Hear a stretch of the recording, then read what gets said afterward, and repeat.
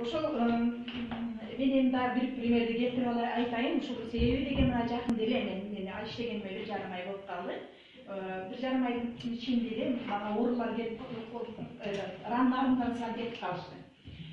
Ушундай сизге то есть туугандары ыйлап 3-4 киши менен алып келишти. Аябай тяжелый, тревожный, паническое расстройство деп коет. Анан ал жактан дарыларды бериптир, эч кандай дары болбойт. Плюс еще ал беременный экен, климакс болуп жүрүп, бойдо болуп калган өзү билбей калыптыр.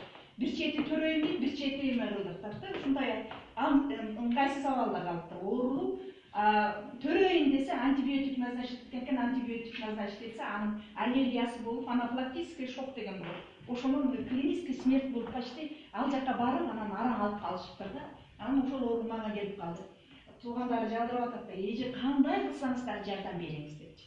Аны келип, Кудайга шүгүр, ошол келинди мен 3 күн капельница койдум. Конечно, лекарственное средство не обойтись. Ага кишиге жаздым, но чтобы иммунитетин эме кылыш үчүн мен эмне кылышым керек? Антибиотик кетпесе, эч кандай противовоспалительный жок. Анда природный гана эме бар. Ошондо мен сразу массивный доза прополисти бердим.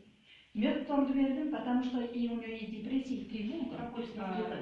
Снотворное, вот успокаивающий сиропты бердим.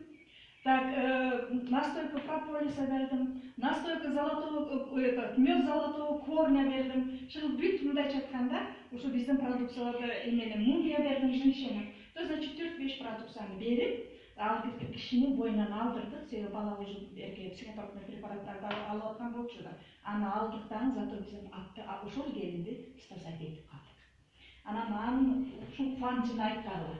Ушул эме кылдырган үчүн мен ушундай эме кылдырбайт экен, ушундай чөптөр бар экен деп азыр өзү ичип, ал киши да жазылды, эми иштейм деп атат. Бул мындай айтканда мен бир результатым болгон жок. Андан кийин